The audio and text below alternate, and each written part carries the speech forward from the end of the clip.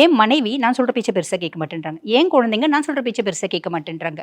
குடும்பம் சார்ந்து பலவிதமான இன்னல்கள் இடையூறுகள் அதை அனுபவிக்கிறாங்க. அதே மாதிரி அஃபிஷியலி ரொம்ப எஃபிகசியாக வேலை செய்யக்கூடிய பர்சனாலிட்டியாக நான் இருந்தாலும் இந்த காலகட்டம் என்னோட எஃபிகசி வந்து பார்த்திங்கன்னா எடுபடவே இல்லை. நான் எவ்வளோ எஃபிஷியண்ட்டாக இருந்தாலும் என்னோட திறமை வந்து பார்த்திங்கன்னா மேம்படலை. என்னோட திறமை நிறைய பேருக்கு தெரியவே இல்லை, முக்கியமாக ஹையர் அஃபிஷியலுக்கு அப்படின்ற ஒரு ஸ்டேஜ். ஆரோக்கியம் சார்ந்த குறைபாடுகள் அப்படின்றது நிறைய மேஷராசி அன்பர்கள் சந்திக்கிறாங்க. ஆரோக்கியத்துலேயும் முக்கியமாக வந்து பார்த்திங்கன்னா எலும்பு சார்ந்த பிரச்சனைகள். சொசைட்டியில் நான் பெருசாக வந்து ரெஸ்பெக்ட் எதிர்பார்ப்பேன், ஆனால் இந்த காலகட்டம் எனக்கு பெருசாக ரெஸ்பெக்டும் கிடைக்க மாட்டேங்குது அப்படின்னு எல்லா விதத்திலையும் கஷ்டப்படக்கூடிய மேஷராசி என்பர்கள். இது வந்து எவ்வளோ நாளா அப்படின்னா சனி பகவான் 7 நாட்டு சனியாக பயிற்சியானதுலேருந்து வந்து பார்த்திங்கன்னா ரொம்ப இளம் வயசு மேஷராசி என்பர்கள் இந்த மாதிரி காம்ப்ளிகேஷன்ஸ், ரொம்ப வயோதிகம் ஹெல்த் ரிலேட்டட் காம்ப்ளிகேஷன்ஸ் அப்படின்ற மாதிரி கஷ்டப்படுறாங்க.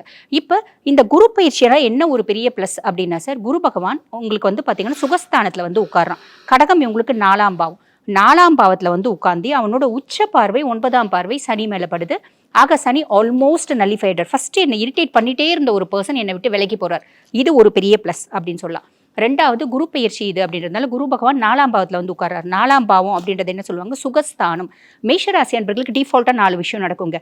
ஒன்று, நிறைய பேர் இடம் மாற்றம் தொழில் மாற்றம் அப்படின்றது ஏற்படும். சம்பந்தமே இல்லாமல் ஒரு தொழிலுக்கு போவீங்க, ஆனால் அந்த தொழில் உங்களுக்கு மனசுக்கு ரொம்ப பிரியமான தொழிலாக இருக்கும். அந்த மாதிரி போகிறதுக்கு நிறைய பேருக்கு வாய்ப்பு உண்டு. ரெண்டாவது, டிஃபால்ட்டாக மேஷம் வந்து பார்த்தீங்கன்னா வீடு அப்படின்றது கட்டுவீங்க.